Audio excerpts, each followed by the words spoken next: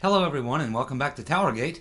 It is day 226, October the 19th, 2017, Thursday. Thank you so much for tuning in and welcome to all my new subscribers and new viewers of the channel. It's great to have you. Okay, let's get right to it. Well, today being Wednesday as I'm doing this video, the co-founders of GPS Fusion appeared in front of the House Intelligence Committee headed by Devin Nunes. So they were threatening that they would not show up, and of course I guess they would then be facing contempt. So they decided to go ahead and show up, but what they did is that they pleaded the fifth on every single question.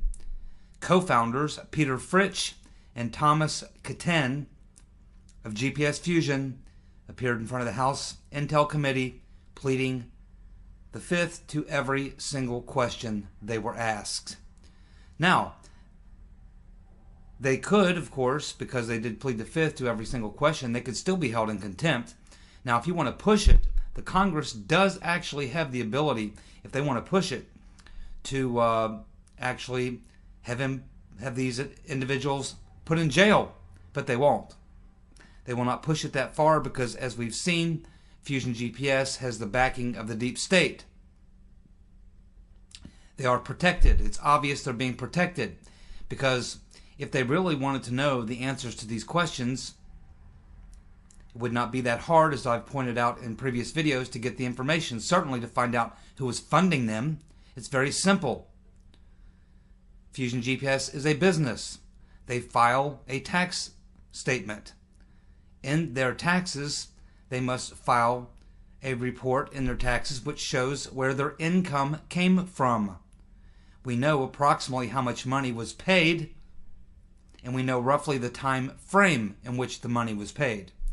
All the FBI has to do is take a look at that earnings sheet and take a look at all the monies that were paid to GPS Fusion between August and November of 2017 and simply mark off the list anything there that is legitimate that they understand. And anything that is not will probably be the donor. You see, it's not that hard, is it? Simple investigation would tell us exactly who that donor was. That's why I've been saying for a very long time, watch the civil lawsuit. Watch the suit that Mr. Gubarev has filed, because ultimately, if we ever get the answers to these questions, if we ever unravel this thing in regards to GPS Fusion, that's how it will come about. And let's not forget the Russian bank, which was also slandered in the dossier, has also filed their own charges against GPS Fusion and Christopher Steele and BuzzFeed, as well as Carter Page. So there's much more to come in the litigation that will happen in civil court. And those attorneys will not be working for the deep state. They will be working for their client. And they will be looking for damages. Now, of course, the deep state can certainly step in and take care of the bill. It's a little tricky. And a lot of people are already watching for that.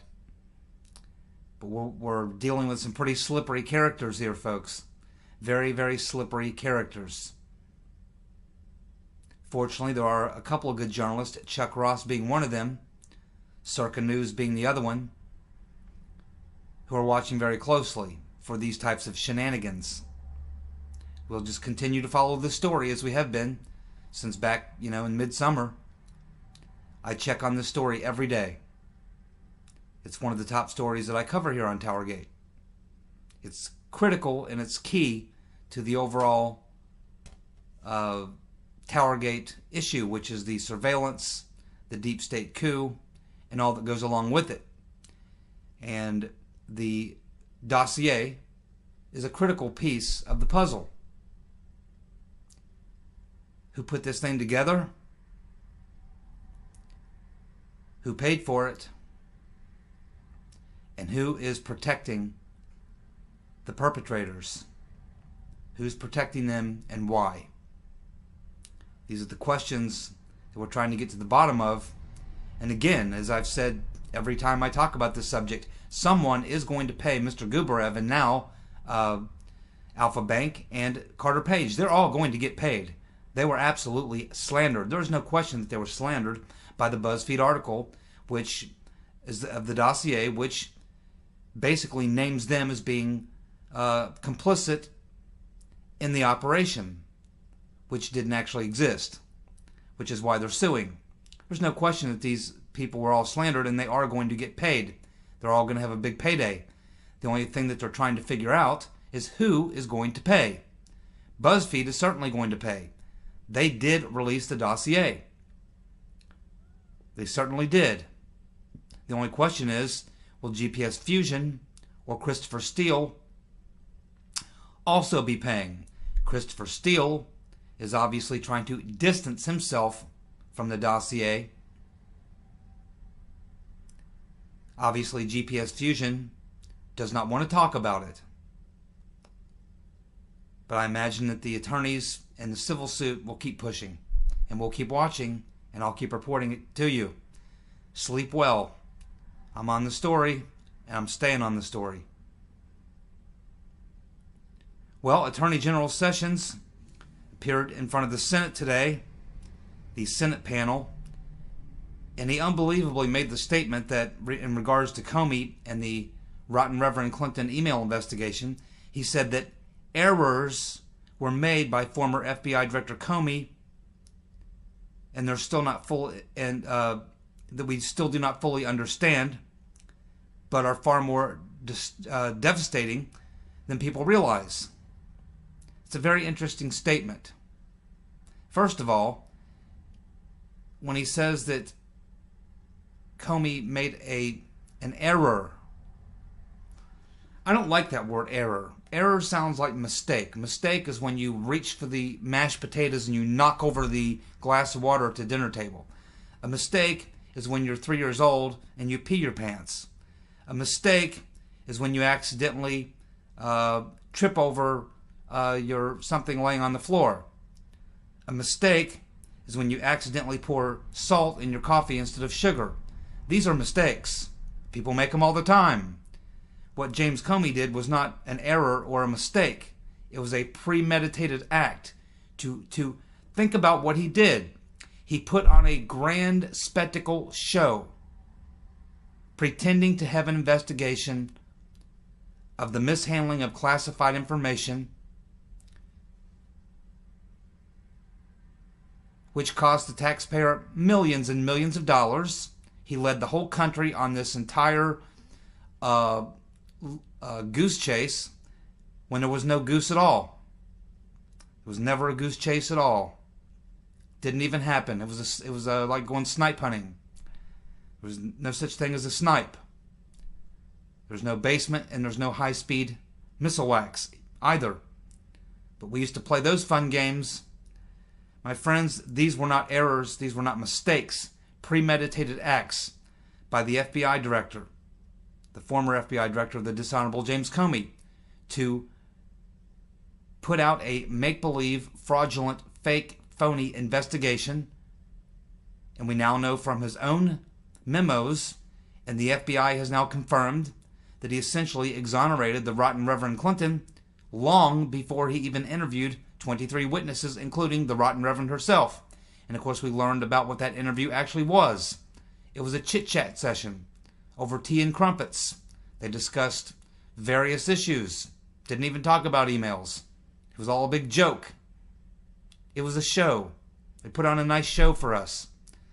Mr. Sessions, these are not errors. These are not mistakes. These are premeditated acts of deception and obstruction. When you use taxpayer money to put on a fraudulent investigation, there's also probably some misusing of government money involved here. I cannot believe that Sessions would make a statement like that. But he goes on to say that we do not fully understand. Yes, we do. We fully understand. The details are out. Yes, we could probably learn some more things, but we have enough details that we basically know what happened. Comey pretended to have an investigation, spent many, many millions of dollars on his pretend investigation, which was never an investigation in the first place, where there should have been a real investigation because we know that she mishandled classified information. And that's just the beginning of it. That's just the tip of the iceberg. The obstruction, destroying all those documents after she'd been ordered to hold on to those documents and turn them over. Bleach bitting them, deleting them, smashing BlackBerries, devices, 13 different phones that she used. When they came to get the phones, and they asked her to give them the phones, and when they turned over her 13 phones, they had taken out the SIM cards. That's obstruction. You try doing that. See what happens to you.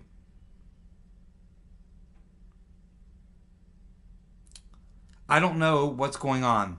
Maybe somebody has something on Jeff Sessions. Maybe he's got some secret in the closet, some skeletons in the closet. I don't know. But it's the only thing I can think of that makes any sense.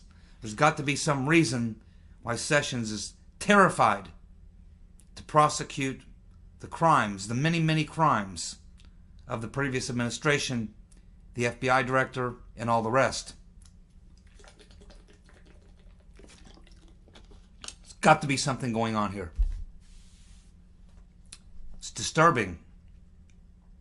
You know, if you ever wanted to know what it was like to live in one of those third world countries with a banana republic government, well, that's what we got. We now know what it's like to live in a country where you live in a banana republic. Because that's what the United States of America has turned into. It's a banana republic. Sessions also stated that it is up to Rosenstein if he wants to investigate himself on the real collusion story that TheHill.com broke yesterday regarding the Uranium One deal and all the crimes that were committed by various Russians, collusion with this American trucking company that hauled the uranium for the Russians. This whole deal, major bombshell story, exposing all sorts of corruption.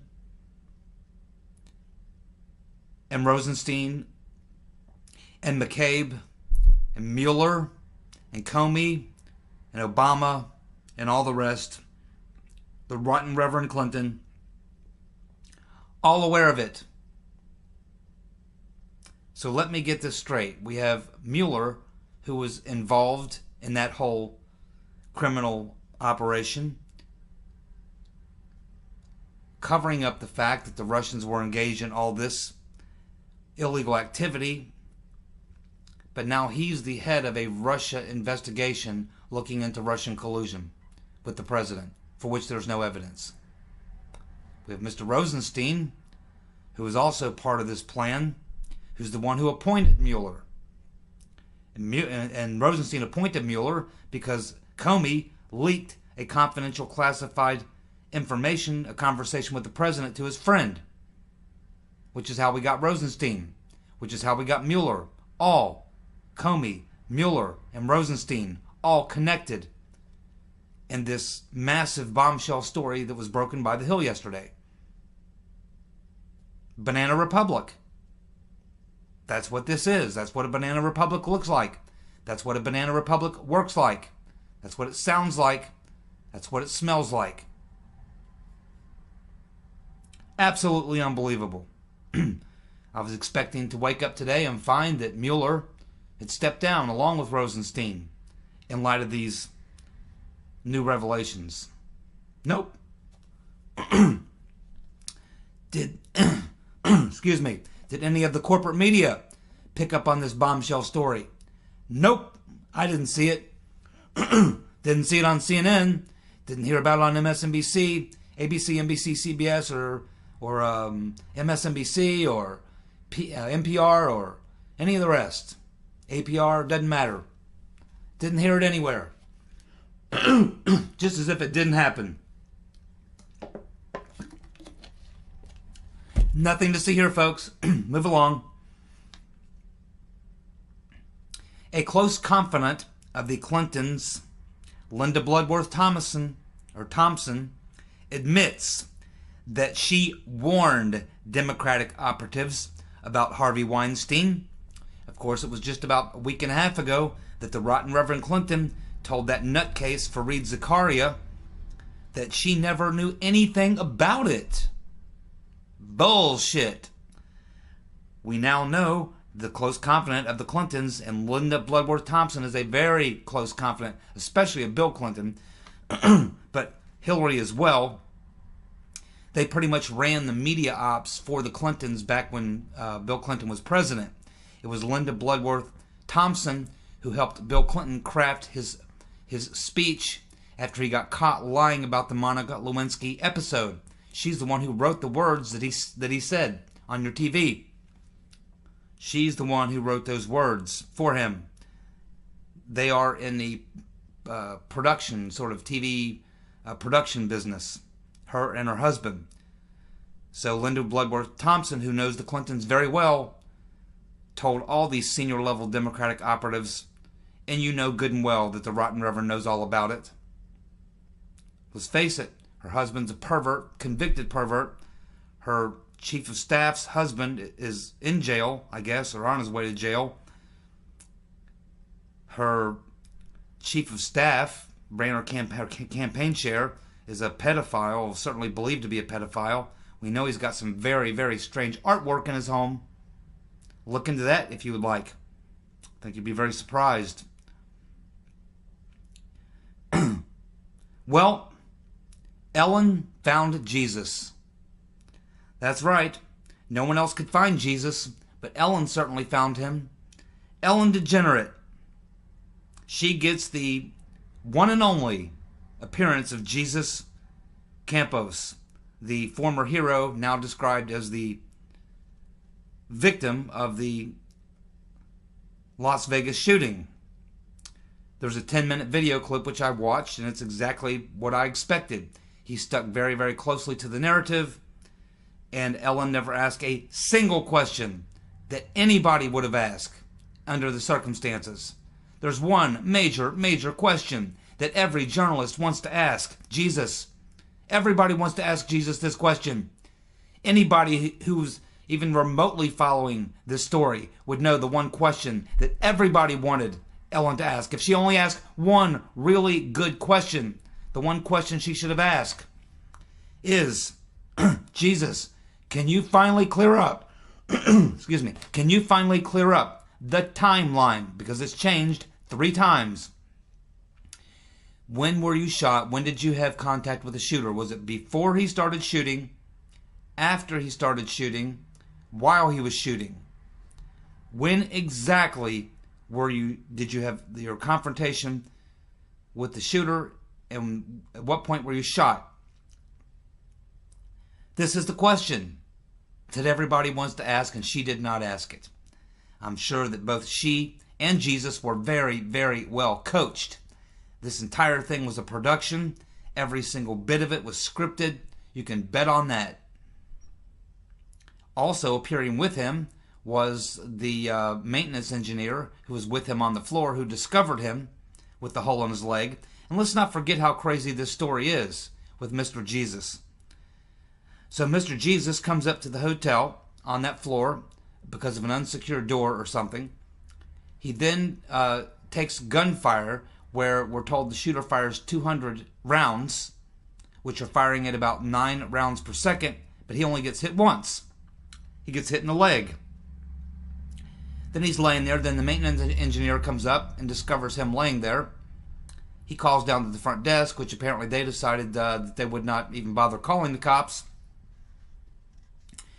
Then the next thing that happens is, quite a while later, the cops show up on the floor. They discover Jesus laying there on the floor with a hole in his leg. And instead of, remember, they told us that they begin to escort guests on that floor off to the floor. They begin escorting the guest out of there, getting the guest out of there. Other people on the floor. I've already talked about them. But they decided at that point, no need to evacuate Jesus. The fact that he's laying here with a bullet hole in his leg, no problem. Apparently he stuck around the whole time while the entire hour until they decided to finally blow the door and go in to get the shooter. Jesus was there for the whole thing. What did Jesus or his buddy, the maintenance engineer, also fail to tell us? What didn't they hear? What didn't they notice? Just like I said in my previous video, something that they all should have noticed, something they all should have heard.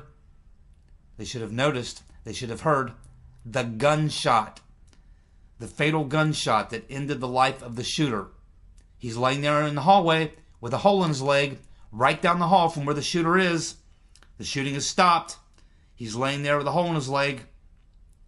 This entire stuff goes on. The cops come up there. They do their thing. Never does he, the maintenance engineer, or any of the cops who were up on that floor, ever tell us that they heard the shooter take himself out. They certainly would have heard a gunshot. Absolutely would have heard it. He's right down the hall. It looks like to me from the drawing about 30, 35, 40 feet maybe. Absolutely no way he's laying there in that hallway and he does not hear the shot that would have taken out the shooter. Nobody heard the shot that took out the shooter. They show up and he's got a hole in his mouth. But nobody heard him pull the trigger. No one heard the shot. How's that possible? Well, it's not possible. So what happened? Well, the only thing I can think of is that he was shot long before. He was already dead. So who was doing the shooting? Who was doing the shooting? If they did not hear the shot of the shooter taking himself out, then apparently it happened before. It's the only explanation. There's no way that they would forget this detail. Do you think it would be possible to forget that detail? The very moment that you heard the single gunshot, which you knew was probably the shot that ended the shooter's life. Would you forget that moment? Absolutely not. Definitely not if you're the cops preparing to make an entry into the room. Certainly not Mr. Jesus laying there with a hole in his leg, his friend. I mean, your senses are really heightened in a situation like that. You're hearing everything. You're hearing pins drop. But they did not hear the shot that ended the shooter's life. I am calling bullshit on this story. Bullshit. Not buying it. Try again. Hit me with another one. You know, he should have gone on the Jerry Springer show. At least Jerry would have made it somewhat entertaining. Possibly, Jerry would have had Jesus drop his drawers and show us the hole in his leg. Ah, come on, Jesus. The audience wants to see it. All the viewers on TV want to see it. Drop your pants, Jesus. Come on. Drop your pants. Yeah, we don't care if you're wearing Winnie the Pooh boxers. That's okay. Yeah, you might be wearing a lace thong. No one cares. Let's see that hole in your leg. Come on, Jesus. Show us the hole in your leg. That's what Jerry Springer would have done for us. Sure wish we'd have gotten Jerry. This story belongs on Jerry Springer. That's where this story belongs. Belongs on the Jerry Springer show. So Jesus, with a hole in his leg, gets shot. They don't take him to the hospital that night. Instead, they decide, nah, you can stick around and watch us. Yeah, we know you got a hole in your leg. You're laying there, maybe dying or something. That's okay. We're going to take about an hour, and then we're going to hit the shooter. We're going to blow his door down and go in and take him out. Just kind of hang out there and, check it all out. And, we'll get back to you later. No thought to, medevac him out of there or anything like that.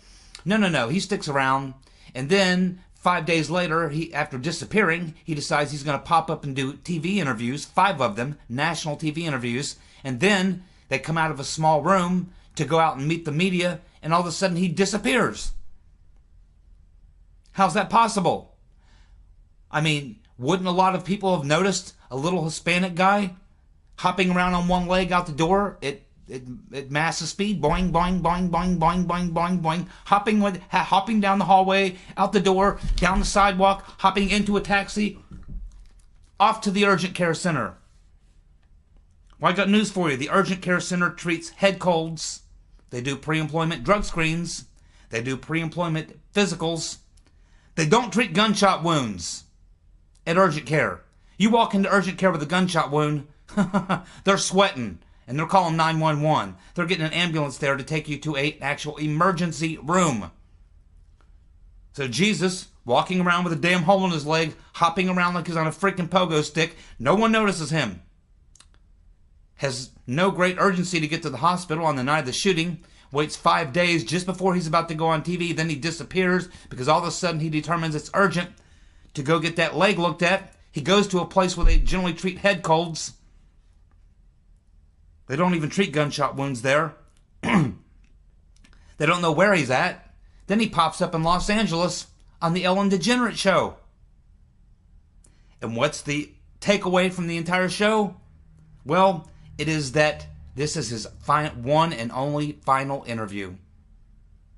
This is the only interview he's going to do. Therefore, he's not going to face any real questions. He's not going to actually have any real journalist ask him any real questions. We're not going to learn anything new because the entire thing was a scripted event. He never strayed from the narrative, although he did miss a couple of cues, I noticed. Ellen's over there offering him Kleenex. He's not even crying. He's not even emotional. He's just kind of, oh, well, I was... Would you like a Kleenex? Well, what the fuck would I want a Kleenex for? Look like I'm crying to you? He's got his buddy over there reaching over to put his arm around him, comfort him. It's like, what the fuck? What are you doing, dude? Get your arm off of me, man. Jeez. You know, it's not like he was breaking down and crying or having an emotional, stressful moment.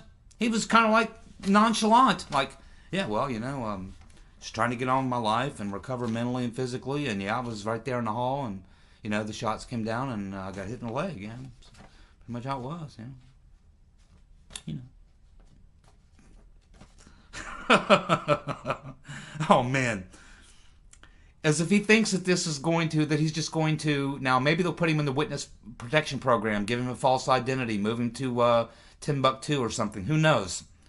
But the independent journalists on the ground, unlike the corporate media, are not just going to go away and go, oh, well, I guess that's it. He did Ellen. Fuck it. I guess we got all the information we need. Now we know what happened. It's all good. I don't think so. I think there's going to be people hounding this guy for the rest of his life to finally get some info out of him. That's right, Jesus. If you think that little interview with Ellen is going to put the whole thing to rest, you can forget about that. Ain't no way. And I imagine MGM will continue paying for private security for the rest of his life. They certainly got the cash because they got money launderers like the alleged gunman Stephen Paddock coming in and getting shaken down in their casinos. For lots and lots of money, they can afford to pay for the rest of Jesus' life. They can afford to pay for him to have private security on his home and everywhere he goes, probably. We'll see if he disappears again after he leaves the Ellen show. Boom. How did he travel in and out of LAX without somebody noticing him? Absolutely unbelievable. This story is just, it just gets crazier and crazier and less believable. We're also learning today from Circa that the FBI informant that was working on the Russian bribery scheme was threatened by the Obama administration. He has an attorney, and Sarah Carter sat down with that attorney, and she said, yeah, you know, he realized at some point when he saw this Russian deal with the Uranium One was going to go through, he was mortified. He couldn't believe it. He had been the inside informant, getting all this information under uncovering this massive crime event, yet they were going to go ahead and go ahead with this deal on Uranium One. So he decided that he wasn't comfortable with that, and so he stepped forward, and he did it the way that you're supposed to do it, by the book. He stepped up to his superiors, and what he found was he found threats, which his attorney says were personal and professional threats against him if he came forward or opened his mouth. This story has legs. Keep watching. Hey, do you believe in karma? John Lennon used to, remember the song Instant Karma? Great tune. Instant Karma is going to get you, hit you right in the head. Yes, indeed. Well, Chelsea Handler. I don't actually know who Chelsea Handler is. I know she's some blonde, liberal, crazy woman who I think she's like an actress or a comedian or something. I know she's an anti-Trumper, hates Trump, tweets stuff all the time about Trump. Well, she apparently had a new show that just started 2 weeks ago, and it has now been canceled. After 2 weeks, she's canceled. So do you believe in karma? My guess is Chelsea Handler is starting to believe in karma. Instant karma. Well, not instant, 2 weeks later. That's pretty close. Give John Lennon some credit. He was close. Then we have the rotten Reverend Clinton. Not a day goes by that woman doesn't run her disgusting mouth.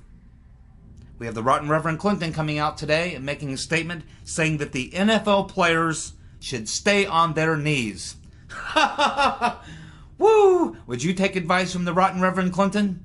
If the rotten Reverend Clinton told me to go north, I would go south. If she said it's up, I would go down. If she said go left, I would go right. If she said invest, I would divest. Holy smoking Jehoshaphat. This is unbelievable. She says the NFL players should continue to stay on their knees. At the same time, it's costing them hundreds of millions of dollars, costing the owners and the NFL billions and the advertisers totally. We're going to be talking by the end of the year, we'll be talking in the upwards of probably in the billion dollar range of the total losses. And these are permanent losses. A lot of this isn't coming back. And yet there you have the rotten Reverend giving her advice.